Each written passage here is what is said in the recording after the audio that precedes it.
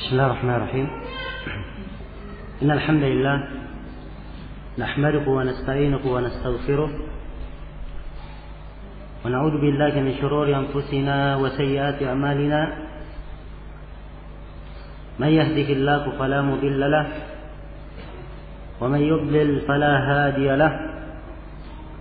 أشهد أن لا إله إلا الله وحده لا شريك له وأشهد أن محمدا عبده ورسوله. يا أيها الذين آمنوا اتقوا الله حق تقاته ولا تموتن إلا وأنتم مسلمون. يا أيها الناس اتقوا ربكم الذي خلقكم من نفس واحدة وخلق منها زوجها وبث منهما رجالا كثيرا ونساء واتقوا الله الذي تساءلون به والأرحام إن الله كان عليكم رقيبا. يا أيها الذين آمنوا اتقوا الله وقولوا قولا سديدا يصلح لكم أعمالكم ويغفر لكم ذنوبكم ومن يطع الله ورسوله فقد فاز فوزا عظيما. أما بعد فإن أصدق الحديث كتاب الله وخير الهدي هدي محمد صلى الله عليه وآله وسلم وشر الأمور محدثاتها فإن كل محدثة بدعة وكل بدعة ضلالة وكل ضلالة في النار. Telah berlalu kita sebutkan pembatal keislaman yang kelima, yaitu man abghadha syai'an mimma jaa'a bihi Rasul sallallahu alaihi wasallam walau amila bihi kafar. Di antara pembatal keislaman adalah orang yang membenci sesuatu yang dibawa oleh Rasulullah sallallahu alaihi wasallam, walaupun dia beramal dengannya, maka dia dihitung sebagai orang yang kafir, batal keislamannya. Siapa yang benci terhadap apa yang dibawa oleh Rasulullah sallallahu alaihi wasallam, maka hal tersebut merupakan pembatal keislaman. Ini apabila kebencian tersebut memang munculnya karena dia benci terhadap apa yang Allah perintahkan kepadanya. Sebagaimana dalam ayat yang telah kita sebutkan, dzalika bi annahum karihu ma anzalallah fa ahbata a'malahum.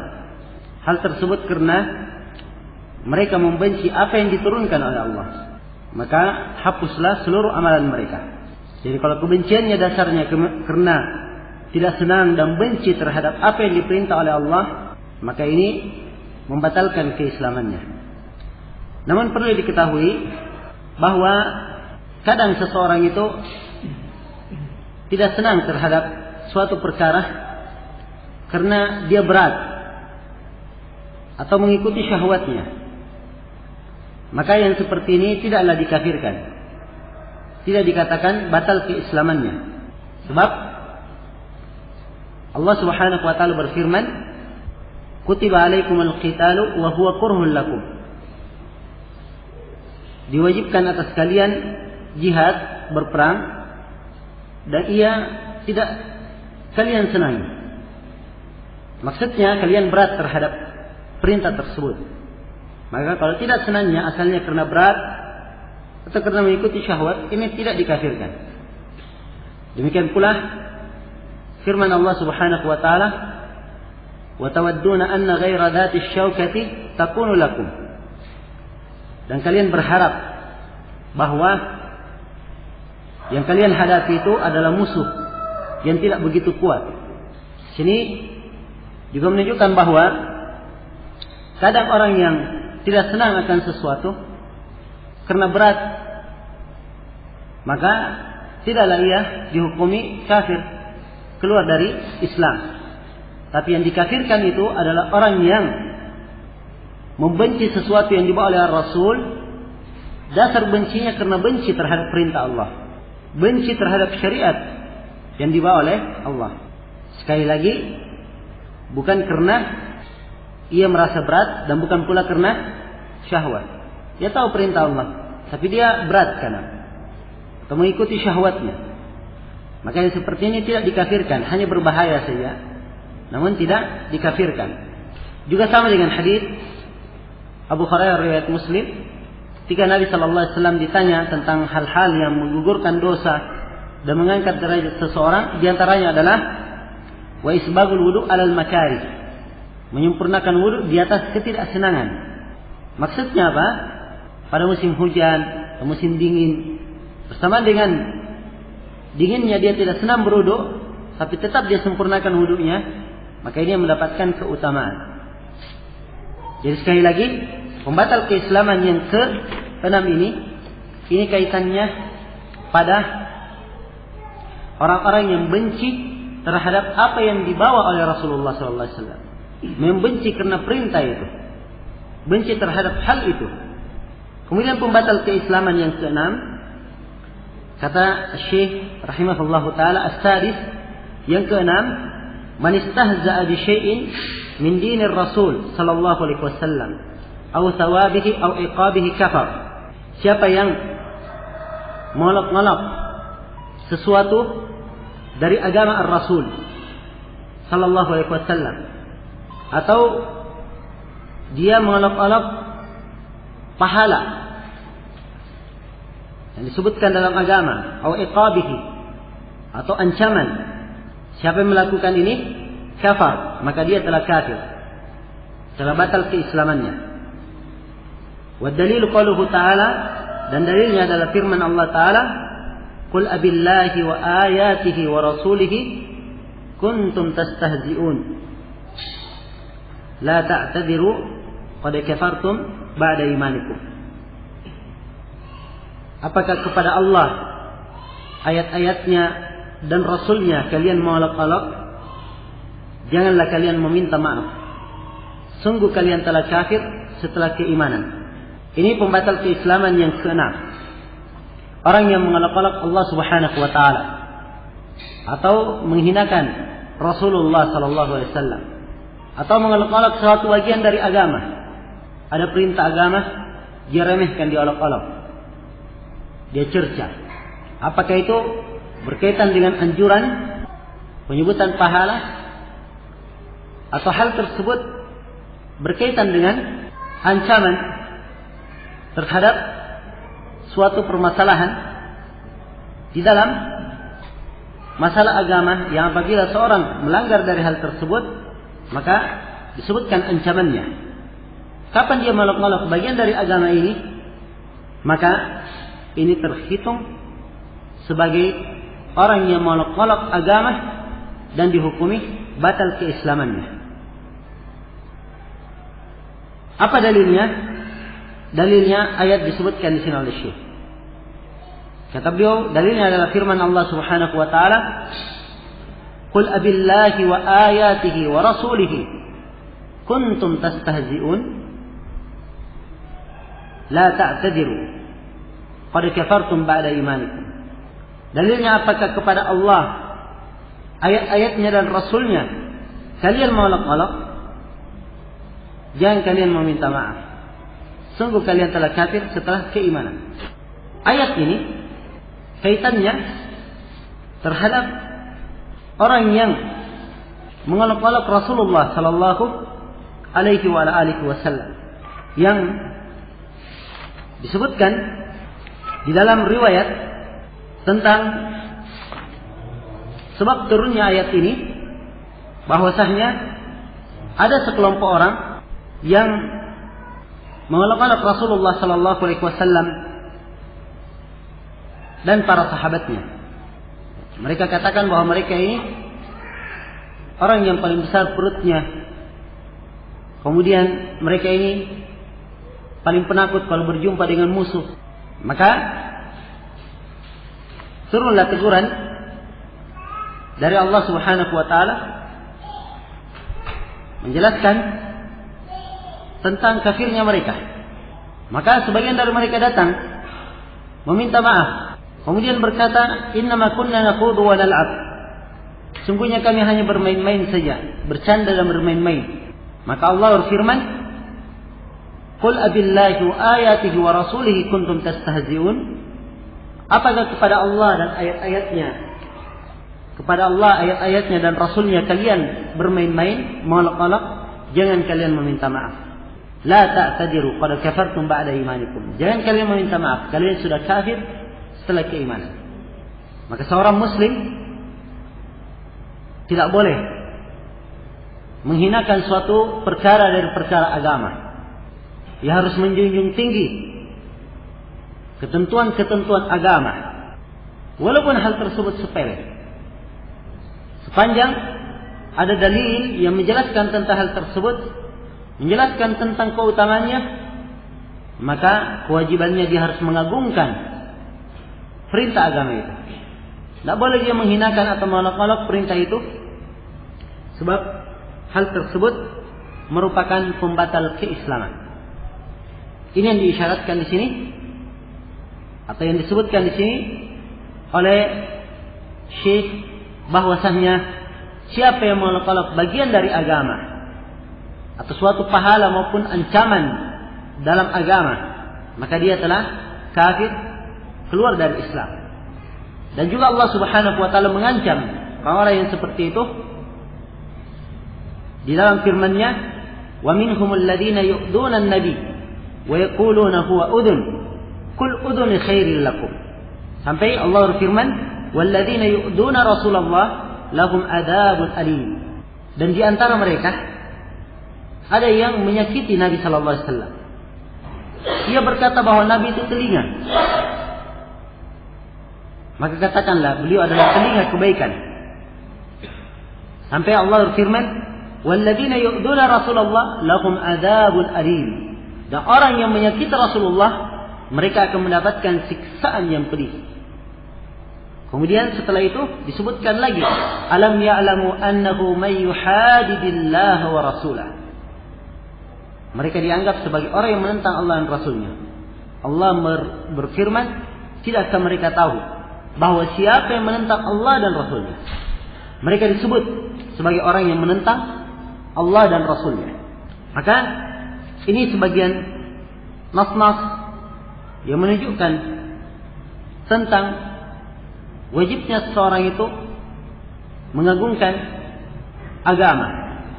Tidak boleh dia mencercanya atau menganggap itu aib atau menghitungnya sebagai perkara yang tidak baik, menghinakannya, meremehkannya, dan lain-lainnya dari bentuk mengolok-olok agama. Maka ini terhitung pembatal dari pembatal keislaman. Orang yang mencerca Rasulullah sallallahu alaihi wasallam itu di dalam hukum syariat diperintah untuk dibunuh. Kalau dia mencerca Rasulullah sallallahu alaihi wasallam. Bahkan sebagian para ulama berpendapat bahwa orang yang mencerca Rasulullah tidak perlu diminta bertobat. Siapa yang diketahui dia mencerca Rasulullah sallallahu alaihi wasallam, maka ia pun segera dibunuh. Demikian disebutkan oleh para ulama di dalam masalah ini. Dan disebutkan dalam sebuah hadis riwayat Ibn Abbas bahwa ada perempuan yang mencerca Nabi sallallahu alaihi wasallam. Maka perempuan ini telah dilarang oleh suaminya yang buta. Namun dia tetap seperti itu. Dia pun dibunuh oleh orang buta itu, padahal dia adalah ibu dari anak-anaknya. Maksudnya sudah mempunyai anak. Maka hukum syar'i terhadap siapa yang mencerca Rasulullah SAW, ia harus dibunuh. Tapi tentunya penerapan dan yang melakukan hal ini di negeri yang menerapkan hukum-hukum Islam dan juga penguasa yang melakukannya. Baik, kemudian juga dari permasalahan agama yang butuh diketahui di sini, yaitu tentang masalah mencerca sahabat Rasulullah SAW. Sahabat Rasulullah, mencerca mereka itu artinya bagian dari mengolok-olok agama. Namun mencerca para sahabat mencerca para sahabat ini ada beberapa keadaan. Keadaan yang pertama, ada yang mencerca seorang sahabat atau mencerca para sahabat juga melakukan perbuatan kekufuran. Maka ini yang seperti ini dihukumi batal keislamannya, dihukumi kafir, keluar dari Islam. Seperti orang yang mencerca para sahabat dan dia juga mengatakan bahwa Ali itu adalah sesembahan yang disembah selain dari Allah. Maka ini juga terhitung sebagai kekufuran. Keadaan yang kedua, orang yang mengkafirkan kebanyakan para sahabat atau mengatakan kebanyakan dari para sahabat adalah fasik. Ini keadaan yang kedua. Dia kafirkan kebanyakan sahabat atau dia katakan kebanyakan para sahabat itu fasik. Ini seperti ini juga membatalkan keislamannya. Sebab itu dianggap ia mendustakan Al-Quran. Sebab Al-Quran memuji para sahabat, menjelaskan keutamaannya, jasa mereka. Kalau para sahabat dikafirkan atau dianggap fasik, maka ini artinya dia mendustakan Al-Quran. Kemudian keadaan yang ketiga adalah dia mencerca sebagian sahabat, tapi cercaannya itu tidak berkaitan dengan adalah mereka, tidak berkaitan dengan keadilan sahabat dan tidak berkaitan dengan agamanya. Maka yang seperti ini hukumnya diharamkan, tidak dikafirkan. Kata Syekhul Islam Ibn Taimiyah, siapa yang mencerca sahabat tidak dalam adalahnya, tidak pula dalam agamanya, seperti ada yang mengatakan sebagian sahabat itu bakhil misalnya, atau penakut, atau sedikit ilmunya.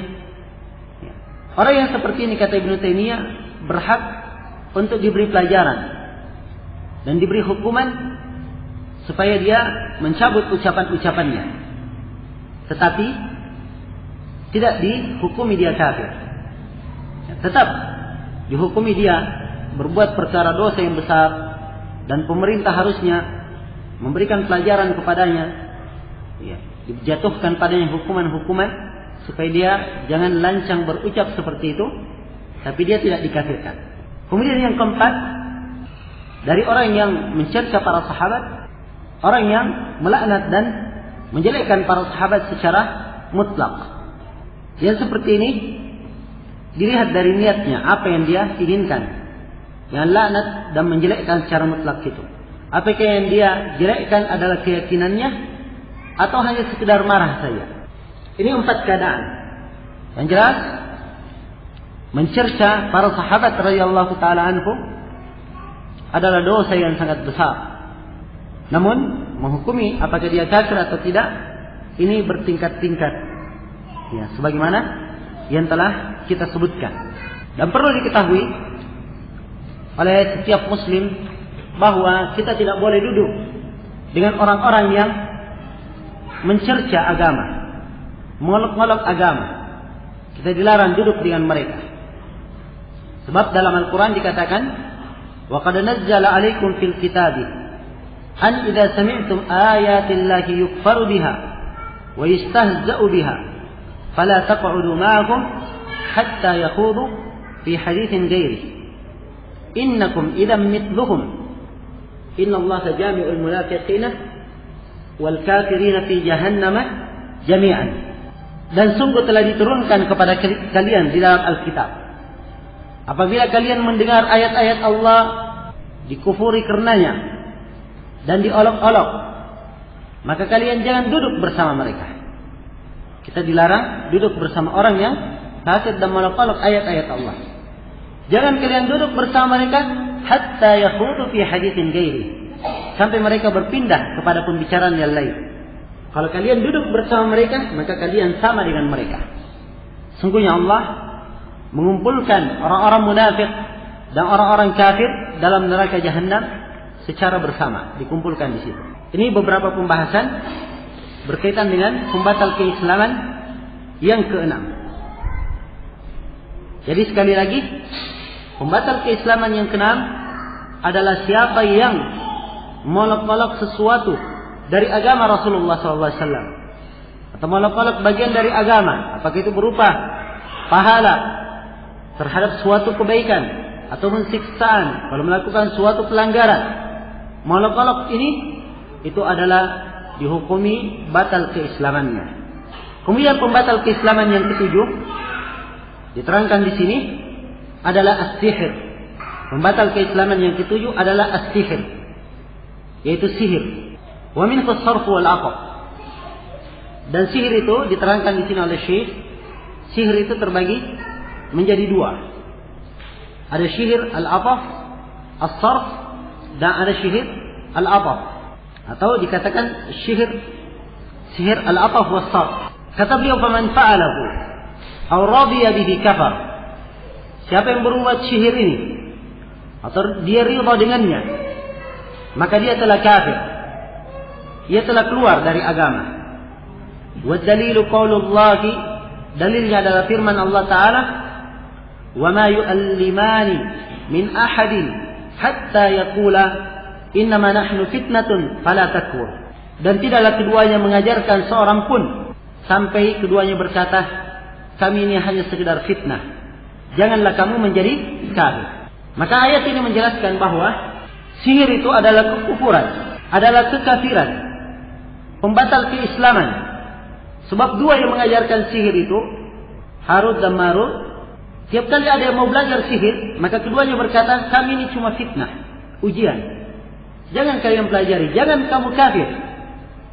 Menunjukkan bahwa mempelajari sihir hukumnya adalah kafir, keluar dari Islam. Iya. Dan ini adalah pendapat kebanyakan para ulama, pendapat jumhurul ulama. Ini yang masyhur dari Imam Ahmad, Imam Malik, dan mereka mengkafirkan orang-orang yang berbuat sihir dan tukang-tukang sihir. Adapun Imam Syafi'i dan Imam Ahmad dalam salah satu riwayat, mereka mengatakan bahwa dilihat keadaan orang yang melakukan sihir itu, dilihat keadaannya. Ini dalam pendapat Imam Syafi'i rahimahullah. Kalau misalnya, ya kita katakan seulangnya. Jadi pendapat yang pertama, pendapat Imam Abu Hanifah, Imam Malik, Imam Ahmad dalam salah satu riwayat, dan pendapat sejumlah dari para ulama salaf bahwa tukang sihir itu kafir secara mutlak. Adapun pendapat Imam Syafi'i, beliau merinci keadaan tukang sihir. Kalau tukang sihir tersebut jatuh di dalam pembatal dari pembatal keislaman, seperti dia menyembah syaitan misalnya, menyembah jin, maka dia dihukumi kafir. Kalau tidak, maka dia tidak dikafirkan. Itu pendapat Imam Syafi'i. Namun yang benar dalam masalah ini, bahwasanya tukang sihir itu dihukumi sebagai orang yang kafir, keluar dari Islam. Karena para sahabat radhiyallahu taala anhum membunuh tukang-tukang sihir dan tidak meminta tobat dari mereka. Dan ini dilakukan oleh beberapa orang sahabat, dilakukan oleh Jarir radhiyallahu taala anhu, dan juga dilakukan oleh Hafsah. Beliau membunuh seorang perempuan yang menyihirnya. Dan juga diriwayatkan oleh Imam Abu Daud dan lainnya dari Bujala bin Abdah bahwa Umar bin Khattab menulis ke berbagai tempat perintahnya, bunuhlah setiap tukang sihir laki-laki maupun perempuan. Maka kata Bujala bin Abdah, kami membunuh tukang sihir, 3 tukang sihir. Maka tukang sihir atau perbuatan sihir itu adalah kekufuran, merupakan salah satu pembatal dari pembatal keislaman. Kemudian sihir itu, kalau dilihat pada orang yang disihir, sihir itu terbagi menjadi 2. Ada sihir namanya sihir hakiki. Iya, hakikat terjadi. Seperti misalnya menceraikan antara suami istri, terjadi. Atau mengirimkan hal-hal yang jelek pada orang yang disihir, itu terjadi. Dan juga diketahui bersama bahwa Nabi SAW pernah disihir oleh orang Yahudi yang bernama Labid ibn al-A'sam, yang kemudian Allah Subhanahu wa taala menyembuhkan beliau. Setelah itu diturunkan 3 kul. Kul huwallahu ahad, kul a'udzu birabbil falaq, kul a'udzu birabbin nas. Ya, sebagai benteng dan pelindung dari sihir. Dan ada namanya sihir takhyil. Ini sihir yang kedua. Sihir penkhayalan. Dia hanya sekedar permainan mata saja. Dihayalkan kepada orang yang disihir. Nah, ini seperti sihir yang dilakukan oleh tukang-tukang sihir yang menghadapi Nabi Musa alaihissalam. Jadi mereka bawa tali-tali. Mereka lempar tali-tali itu. Mereka lempar tali-tali tersebut. Maka dihayalkan kepada orang yang melihatnya bahwa tali-tali ini adalah ular yang bergerak. Ini takhyili namanya. Pengkhayalan. Ini 2 jenis sihir. Dan dua-duanya ditetapkan di dalam nas-nas. Dan diketahui bersama adanya sihir tersebut dan adanya memberi pengaruh itu sudah merupakan ketentuan dari Allah untuk menguji para hamba. Dan seorang muslim hendaknya ia bergantung kepada Allah Subhanahu wa taala. Terikat terhadap tuntunan Allah dan Rasulnya. Sihir itu adalah dosa yang sangat besar. Dan sekali lagi, dia terhitung sebagai pembatal-pembatal keislaman. Di antara hal yang menunjukkan tentang bahayanya sihir ini, Nabi sallallahu alaihi wasallam bersabda, "Ijtanibu as-sab'al mubiqat." Jauhilah 7 dosa yang menghancurkan. Beliau sebutkan yang pertama, perbuatan kesyirikan kepada Allah. Yang kedua setelahnya adalah perbuatan sihir. Ini dosa yang menghancurkan. Orang yang datang kepada tukang sihir atau kepada paranormal atau kepada dukun, ingat ya, dukun yang kita inginkan, dukun kaitannya dengan sihir. Orang-orang yang mengaku punya ilmu gaib. Ia datang hanya sekedar datang saja, maka itu dihukumi haram. Sebab dikatakan, man ata arrafan fasa'alahu an syai' la tuqbal lahu shalah 40 yawman. Siapa yang datang kepada dukun dan dia tanya tentang sesuatu, tidak akan diterima salatnya 40 hari. Ini kalau sekedar datang saja. Kalau dia datang bertanya kepada dukun dan dia benarkan ucapan dukun itu, tukang sihir tersebut, dia benarkan ucapannya, maka ini dianggap dia kafir, keluar dari Islam. Sebab Nabi sallallahu alaihi wasallam bersabda, "Man ata kahinan aw arrafan fa saddaqahu bima yaqul faqad kafara bima unzila ala Muhammad." Siapa yang datang kepada paranormal atau dukun lalu dia benarkan apa yang dia ucapkan, maka dia telah kafir terhadap apa yang diturunkan oleh Nabi Muhammad. Terhadap apa yang diturunkan, telah kafir terhadap apa yang Allah turunkan kepada Nabi Muhammad sallallahu alaihi wasallam. Maka ini beberapa penjelasan berkaitan dengan pembatal keislaman yang ke-7 ini, yaitu perbuatan sihir. Perbuatan sihir adalah perbuatan yang sangat terkutuk sekali, sebab menyebabkan permusuhan di tengah manusia dan menyebabkan terjadinya berbagai macam kerusakan. Dan perlu diperhatikan oleh setiap muslim dan muslimah bahwa pada hari-hari ini banyak orang yang melakukan perbuatan sihir, perdukunan. Itu hakikatnya. Tapi mereka mengelabui manusia. Dia menamakan dengan penamaan-penamaan agama. Tapi hakikatnya itu adalah sihir, permainan dengan syaitan. Kadang berpakaian dengan pakaian yang kelihatannya dia orang yang beragama. Kadang ketika mengobati, dia membaca bacaan-bacaan berupa dikir-dikir, kalimat-kalimat tasbih. Tapi hakikatnya dia bermain dengan jin, berhubungan dengan syaitan. Ini perlu diperhatikan.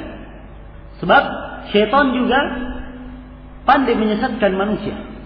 Agar supaya manusia tersesat, dikelabui. Oh, ini pakai bacaan. Oh, berarti ini bukan hubungan dari syaitan. Memang syaitannya ketika ingin membantu dukunnya, Maka disyaratkan kalau kamu ingin saya bantu, kamu harus baca begini. Diajarkan tasbih. Faedahnya apa? Supaya manusia tertipu. Makin banyak yang jatuh di dalam kekufuran. Ya.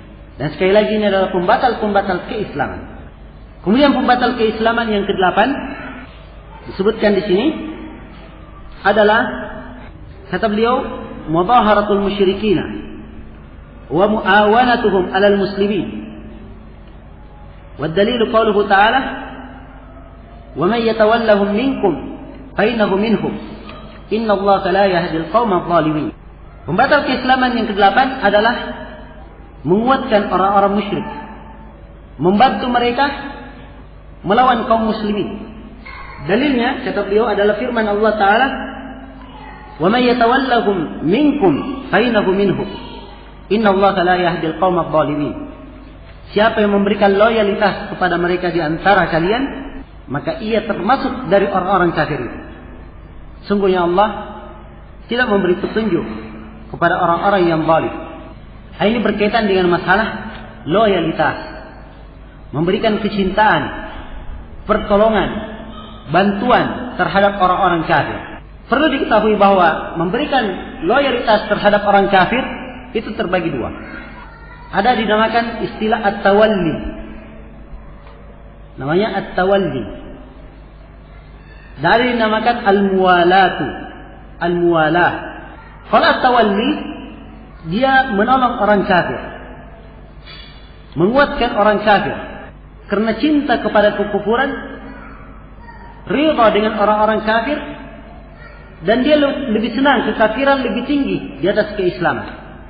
Yang seperti ini yang dihukumi kafir keluar dari Islam. Ini yang diinginkan di sini oleh Syekh Muhammad bin Abdul Wahab. Jadi membantu orang-orang musyrik, menolong orang-orang kafir, memerangi kaum muslimin. Dia melakukan hal tersebut karena dia cinta kekufuran itu tinggi di atas keislaman, karena ridha terhadap orang-orang kafir. Maka yang seperti ini ia terhitung sebagai orang-orang yang kafir keluar dari Islam. Inilah ayat yang disebutkan di sini, wa may yatawallahum minkum fa innahu minhum. Siapa yang memberikan loyalitas kepada mereka, kepada orang-orang kafir itu, maka dia termasuk dari mereka. Dihitung termasuk dari mereka. Kemudian yang kedua, dari bentuk loyalitas yang kedua adalah orang yang membantu orang kafir atau menolong orang kafir terhadap orang Islam. Tapi pertolongannya tersebut bukan karena dasar ridha, bukan karena dasar cinta, tapi karena masalah dunia saja. Mungkin dia diberi harta, mungkin dia ada kepentingan dunia. Maka yang seperti ini terhitung sebagai dosa besar, tidak dianggap sebagai kekufuran. Iya.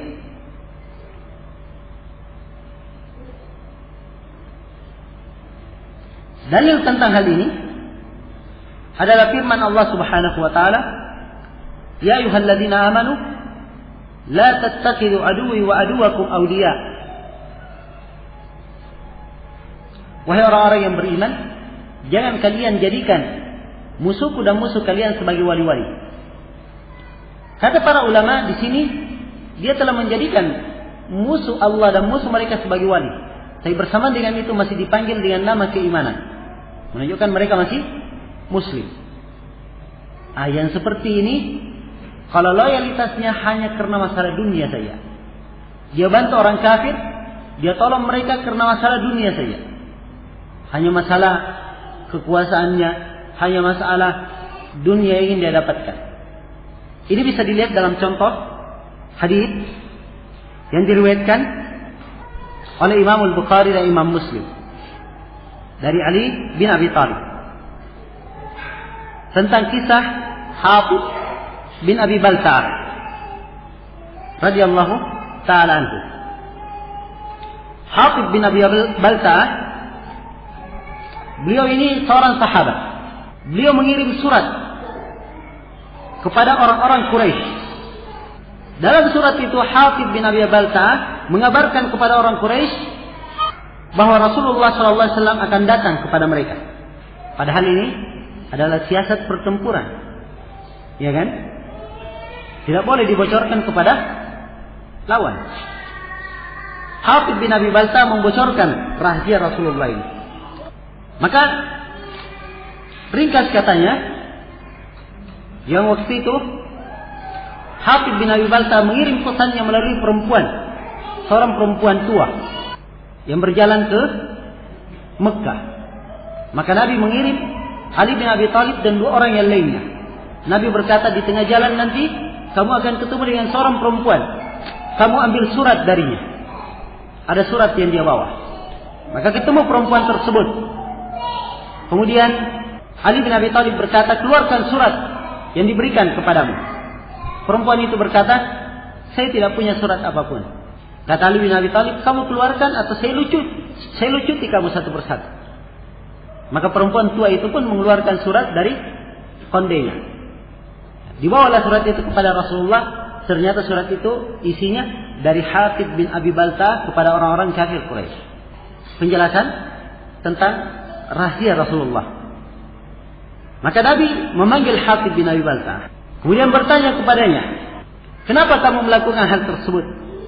Maka Hatib bin Abi Balta berkata, ya Rasulullah, saya ini bukan termasuk orang Quraisy. Saya bukan termasuk dari mereka. Tidak seperti orang-orang muhajirin. Mereka punya kerabat di sana yang bisa melindungi keluarganya di Mekah. Adapun saya tidak punya karib kerabat di Mekah. Saya punya karib kerabat di Mekah, tapi saya tidak punya kekuatan melindungi keluarga. Maka kalau saya memberikan ini kepada mereka, dengan itu mereka akan melindungi keluarga saya. Jadi permasalahannya di sini hanya masalah apa? Masalah dunia saja. Kata Hatib bin Abi Balta, "Ma fa'altu dzalika kufran, wala irtidadan an dini, wala ridan bil kufri ba'da al-Islam." Saya tidak melakukan hal tersebut karena saya ingin kafir atau karena ingin murtad, dan juga saya tidak lakukan itu karena ridha terhadap kekafiran setelah keislaman. Jadi ukurannya dia lakukan itu bukan karena masalah agama, hanya karena masalah dunia saja. Maka Nabi SAW berkata, Hatib telah benar kepada kalian. Umar bin Khattab minta izin. Kata Umar, ya Rasulullah, biarkan saya memenggal kepala orang munafik ini. Maka Nabi SAW berkata bahwa dia ini, Hatib bin Abi Balta, termasuk orang yang hadir di perang Badar. Tidakkah kamu tahu bahwa orang yang hadir di perang Badar itu telah diampuni dosa-dosanya oleh Allah Subhanahu wa Ta'ala? Ya. Tidak dikafirkan oleh Rasulullah. Karena bentuk loyalitas yang diberikan hanya sekedar apa? Sekedar keinginan dunia saja. Bantuan yang diberikan kepada orang musyrik hanya karena masalah dunia, bukan karena agama. Kalau masalahnya adalah masalah agama, maka inilah yang dihukumi sebagai perbuatan yang kafir, keluar dari Islam. Demikian pula dalam memandang dan melihat kejadian-kejadian. Nah, seperti misalnya sebagai orang-orang jahil ketika di perang Teluk yang telah berlalu dulu, ketika sebagian negara-negara Arab mengizinkan untuk Amerika mendarat di situ, di negara-negara mereka ada pangkalan militer, itu dianggap bahwa negara-negara Arab ini membantu Amerika untuk menghancurkan orang Islam, dan mereka anggap bahwa pemerintah di negara-negara Arab itu semuanya kafir. Karena itu, nah ini salah. Keadaan pada waktu itu lain keadaannya. Yang memang Saddam Hussein yang mempunyai pemikiran Ba'athiyah, dia sendiri sebenarnya ingin menaklukkan beberapa negara Arab, ingin menguasainya, memeranginya. Maka bentuk dari apa yang mereka sebutkan di situ, mereka lakukan itu hanya sekedar kerjasama di dalam menjaga negara mereka jangan sampai dilakukan bentuk pelampiasan batas terhadapnya. Jadi tidak bisa dimasukkan ke dalam kategori dihitung sebagai memberi loyalitas kepada orang kafir. Nah, di sini harus dibedakan hal-hal yang merupakan perkara syar'i. Jadi sekali lagi, yang merupakan pembatal keislaman, kalau dia membantu orang musyrik, orang kafir terhadap kaum muslimin, bantuannya itu karena dia cinta kepada kekufuran, ridha terhadap orang kafir. Dia lebih suka kekufuran lebih tinggi dari Islam. maka ini hukumnya kafir, keluar dari.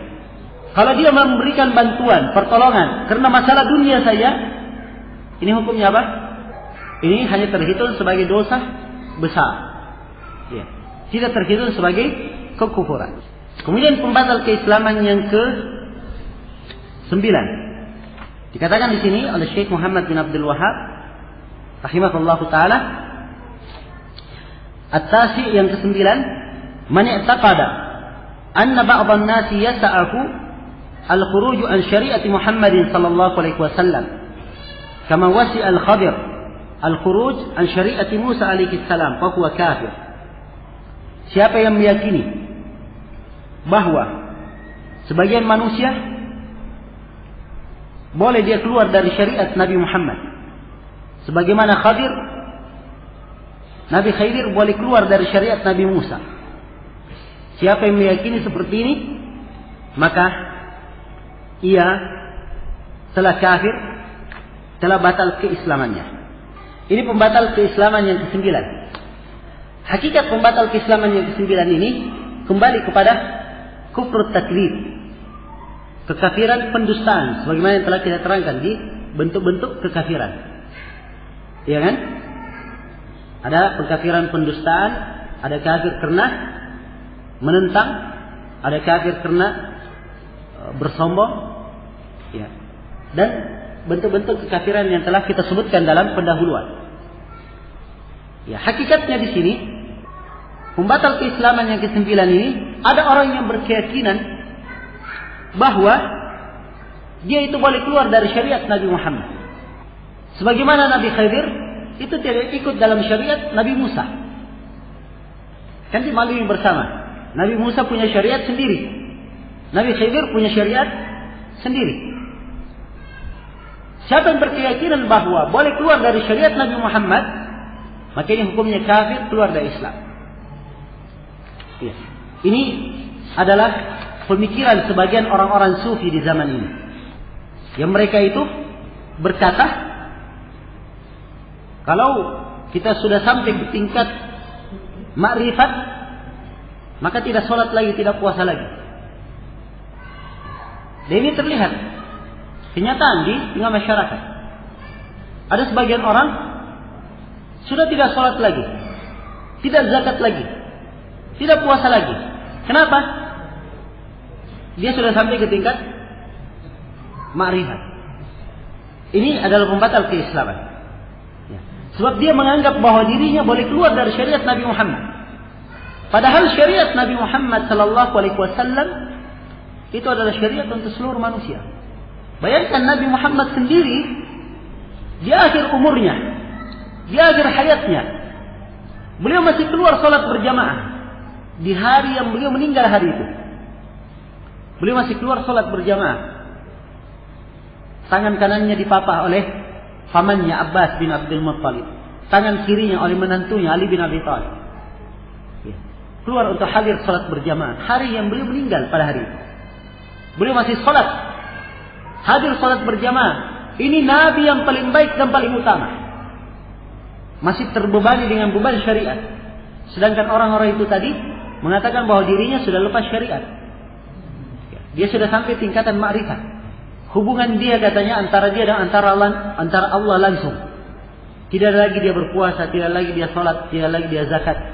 Kalau melakukan perbuatan zina tidak apa-apa.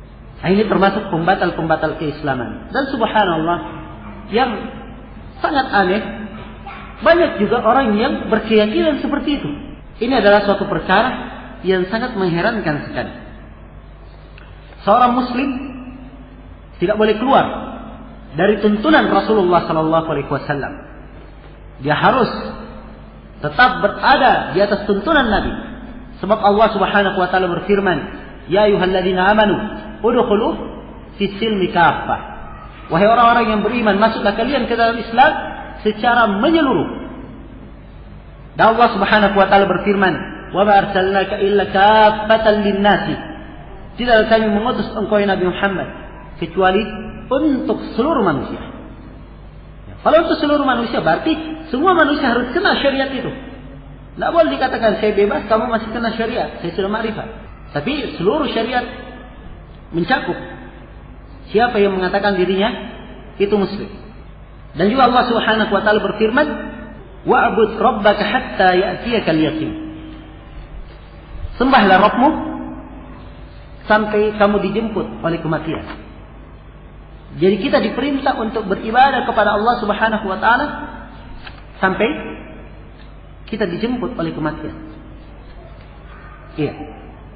Ini pembatal keislaman yang keberapa? Yang ke-9. Pembatal keislaman yang ke-10 dikatakan di sini oleh Syekh Al-Ashir, yang ke-10 al-i'radu an dinillah ta'ala. Berpaling dari agama Allah Ta'ala. La yata'allamuhu wa la ya'malu bih. Dia berpaling dari agama Allah, tidak dia mempelajarinya, tidak pula dia beramal dengannya. Wa dalilu qauluhu ta'ala, dalilnya adalah firman Allah Ta'ala, "Wa man adlamu mimman dzukkira bi ayati rabbih tsumma arada anha. Inna minal mujrimina muntaqimun." Siapakah yang lebih zalim dari orang yang diingatkan kepadanya ayat-ayat Rabb-Nya, kemudian dia berpaling darinya? Sesungguhnya kami akan membalas orang-orang yang mujrim. Ini pembatal keislaman yang ke-10, yaitu berpaling dari agama. Dia tidak mempelajari agama sama sekali, tidak pula beramal dengannya sama sekali. Apa arti berpaling di sini dari agama? Ini mempunyai beberapa makna. Berpaling dari agama, makna yang pertama bisa berarti dia tidak membenarkan agama itu, tidak pula mendustakan. Berpaling begitu saja, cuek, tidak mau tahu benar atau dusta. Ini hukumnya kafir, batal keislamannya. Kemudian yang kedua, berpaling dari agama itu ia berpaling dari dasar agama secara keseluruhan. Berpaling dari dasar agama secara keseluruhan. Ini juga pembatal keislaman. Kemudian yang ketiga, orang yang berpaling dari agama, orang yang hanya sekedar mengucapkan syahadatain saja, syahadat la ilaha illallah. Setelah itu sepanjang umurnya tidak pernah dia beramal, tidak pernah dia sholat, tidak pernah dia zakat, tidak pernah dia puasa, tidak pernah beramal sama sekali sepanjang dia hidup. Maka ini walaupun dia mengucapkan la ilaha illallah, tetap dihukumi dia kafir, batal keislamannya. Sebab ucapan la ilaha illallah harus dibenarkan dengan amalan, dan ini tidak ada sama sekali amalannya yang membenarkan ucapan la ilaha illallahnya. Ini 3 jenis keberpalingan dari agama, dan seluruh hal itu tergolong sebagai bentuk kekufuran. Adapun kalau dia melakukan sebagian perintah, meninggalkan sebagian perintah yang lainnya, itu kembali kepada perintah yang dia tinggalkan. Kadang dia sifatnya dosa besar, dan kadang sifatnya kekufuran. Yang jelas di sini makna kalimat berpaling dari agama, Syekh sudah memberikan isyarat. Dia tidak mempelajari agama itu, tidak pernah beramal dengannya. Maka bisa bermakna 3. Dia tidak benarkan, tidak mendustakan, atau bermakna dia berpaling dari dasar agama secara keseluruhan, atau bermakna dia ucapkan la ilaha illallah, tetapi sepanjang dia hidup tidak pernah dia beramal sama sekali. Ini juga merupakan pembatal dari pembatal keislaman. Kemudian kata Syekh di akhir pembatal keislaman ini, kata beliau, "Wala farqa fi jami'i hadhihi an-nawaqid bain al-hazil wal jadi wal khaif illa al-mukrah." Dan tidak ada perbedaan pada seluruh pembatal-pembatal keislaman ini antara orang yang hazil, orang yang bermain-main, wal jad, orang yang sungguh-sungguh, wal khaif, orang yang takut, illa al-mukrah, kecuali orang yang terpaksa saja. Maksudnya apa? Pembatal keislaman ini, siapa yang melakukannya, dia tidak mendapatkan udzur. Ya. Kalau dia katakan, "Oh, saya melakukannya itu main-main saja," tidak mendapat udzur, tetap dihukum dia kafir. Atau dia lakukan sungguh-sungguh, atau dia lakukan, "Oh, itu saya takut saja, makanya saya melakukannya." Ya. Ini semuanya bukan udzur. Siapa yang melakukannya batal keislamannya. kecuali satu saja yang mendapatkan udzur. Siapa itu? Al-mukrah, orang yang terpaksa. Beda ya dengan orang takut dan orang terpaksa. Takut baru diancam sudah takut. Iya. Tapi kalau terpaksa, seperti kejadian Ammar bin Yasir. Ini pedang sudah di atas lehernya. Ayah dan ibunya sudah mati karena itu. Ini terpaksa dia.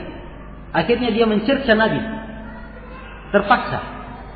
Tapi dimaafkan dalam Al-Quran. Illa man ukriha wa qalbuhu mutmainnun bil iman. Kecuali orang yang terpaksa dan hatinya tenang dengan keimanan. Kata beliau, wa kulluha min a'zami ma yakunu khataran wa min aktsari ma yakunu wuqu'an. Dan seluruh pembatal-pembatal keislaman yang telah disebutkan, ini termasuk perkara yang paling berbahaya dan paling banyak terjadi. Kata beliau, fayam bagi lil muslimi ay yahdaraha. Sepantasnya lah bagi seorang muslim untuk hati-hati darinya. Wa yakhafa minha ala nafsihi. Dan sepantasnya seorang muslim itu khawatir terhadap dirinya, jangan sampai dia jatuh di dalam pembatal-pembatal keislaman itu. Na'udzubillahi min mujibati ghadabihi wa alimi iqabihi. Kita memohon kepada Allah Subhanahu wa taala perlindungan dari kemurkaannya dan pedihnya siksaannya. Ini akhir dari risalah ini, Nawaqidul Islam, pembatal keislaman. Kemudian beliau tutup dengan salawat, wa sallallahu ala khairi khalqihi Muhammadin wa alihi wa sahbihi wa sallam. Ya. Semoga Allah senantiasa memberikan salawat kepada makhluknya yang terbaik, Nabi Muhammad, pengikut dan sahabatnya, dan semoga Allah senantiasa memberikan salam dan taslim kepada beliau. Nah, dengan ini berakhirlah pembahasan tentang pembatal-pembatal keislaman. Dan sekali lagi, pembatal-pembatal keislaman ini adalah perkara yang penting. Karena itu seorang muslim hendaknya ia memperhatikan pembatal keislaman ini. Kalau bisa dia hafalkan. Jangan sampai ia jatuh di dalam pembatal keislaman tersebut dan ia tidak menyadarinya. Wallahu ta'ala alam. Apakah sumpah jabatan termasuk syirik akbar? Dilihat dulu apa sumpahnya tersebut. Saya nggak tahu ya apa sumpah jabatan itu dan bagaimana sumpahnya juga saya nggak tahu. Maka dilihat apa sumpahnya. Kalau sumpahnya adalah sumpah dengan selain nama Allah, maka itu terhitung syirik asghar, syirik kecil. Tapi betul dilihat apa jenis sumpahnya. Apakah membuat sesajen untuk dibuang ke laut termasuk syirik akbar?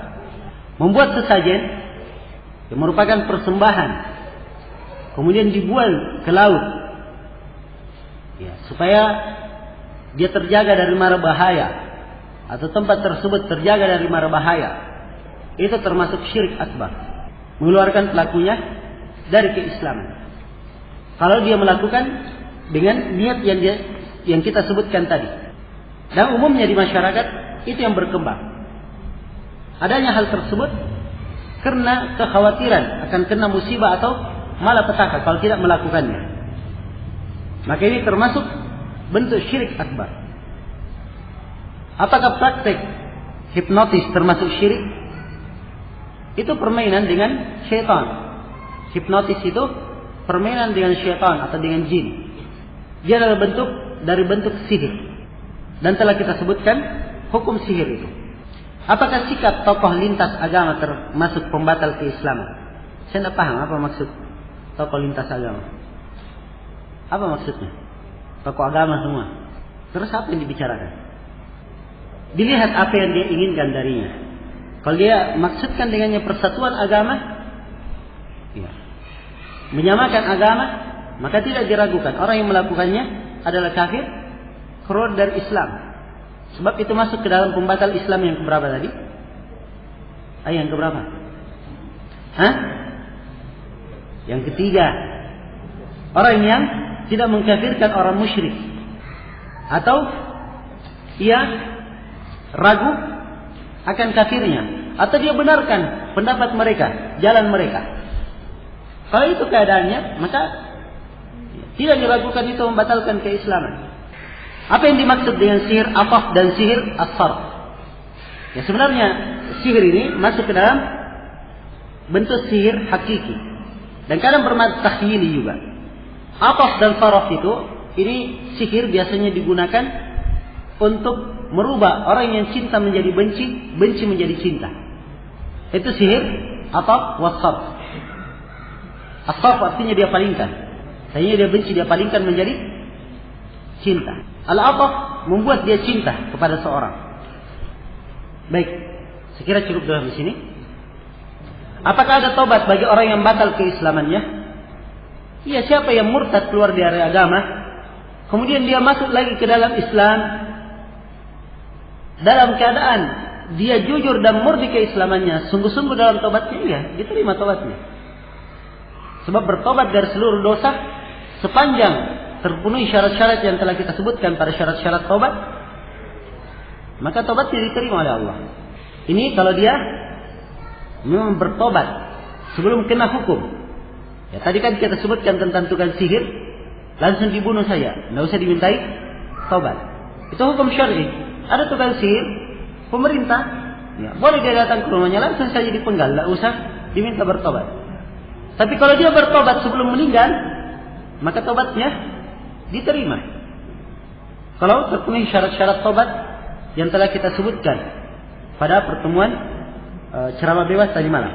Iya. Iya tentunya. Ya, kalau dia murtad keluar dari Islam, dia harus membaca syahadat lagi. Asyhadu an la ilaha illallah wa asyhadu anna Muhammadar Rasulullah. Menjalankan konsekuensinya. Dia hanya menyembah kepada Allah, melakukan tuntunan-tuntunan Islam dan meninggalkan segala kekufuran, segala kesyirikan yang dulu dia lakukan. Bagaimana dengan pengagungan lagu kebangsaan?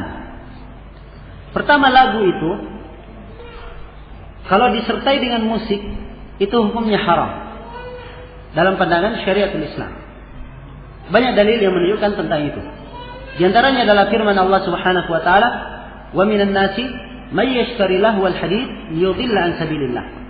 Di antara manusia ada yang membeli ucapan yang sia-sia untuk menyesatkan manusia dari jalan Allah. Kata para ulama, ucapan sia-sia di sini adalah alat-alat musik. Iya. Lagu, kalau lagunya tanpa musik, maka dilihat lagu tersebut, ya, dan dilihat di mana diucapkan. Kalau tanpa musik, kalau lagu tersebut berisi tuntunan agama atau tuntunan yang baik, akhlak, budi pekerti yang baik, tidak apa-apa. Kalau isinya selain dari itu, tidak diperbolehkan. Kemudian yang kedua, dilihat di mana dilantungkannya.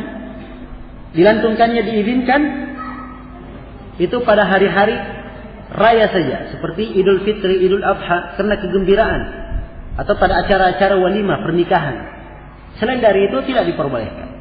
Maka apa yang tersebar di banyak negara, adanya lagu kebangsaan, ini sebenarnya mengikuti budaya orang-orang kafir. Adapun umat Islam, mereka tidak kenal dengan hal yang seperti itu.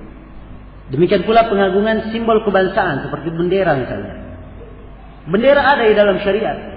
Umat Islam ya punya bendera. Suatu negara ada benderanya. Tapi bendera itu tidak diperintah untuk diagungkan. Dia dijadikan simbol saja. Ya. Itu pun bukan simbol tetap, sehingga muncul pengagungan yang akibatnya akan merusak tauhid, akan merusak akidah seorang muslim. Demikian pula upacara bendera. Ini termasuk perkara yang merupakan kebiasaan orang-orang kafir. Dan Rasulullah SAW bersabda, "Man tashabbaha biqaumin fahuwa minhum." Siapa yang menyerupai satu kaum, maka dia termasuk dari kaum tersebut. Maka tidak boleh melakukan hal yang seperti itu. Bukan artinya kita benci kepada negara, tidak. Tapi kita ini terikat dengan tuntunan agama. Kita terikat dengan tuntunan agama. Hal-hal yang seperti itu tidak disyariatkan di dalam tuntunan agama kita. Apakah terhitung syirik akbar? Terhitung kesyirikan kalau dia meyakini, disertai dengan bentuk keyakinan. Dia meyakini bahwa bendera ini bisa memberi manfaat atau memberi kecelakaan selain dari Allah, nah itu bisa terhitung sebagai syirik akbar kalau dia yakini seperti itu. Atau dia yakini kalau bukan karena bendera ini, ya, bangsa dan negara sudah hancur. Ya. Maka ini juga terhitung sebagai syirik akbar. Jadi dilihat jenis keyakinannya. Kalau tidak, maka hukumnya adalah bid'ah sebagaimana yang telah kita sebutkan tadi. Iya. Wallahu taala alam. Baik, sekira cukup dulu di sini. Insyaallah taala. Kalau masih ada pertanyaan lain, nanti kita lanjutkan setelah Isya nanti. Subhanakallahumma wa bihamdik, asyhadu an la ilaha illa anta, astaghfiruka wa atubu ilaik. Walhamdulillahirabbil alamin. Wassalamualaikum warahmatullahi wabarakatuh.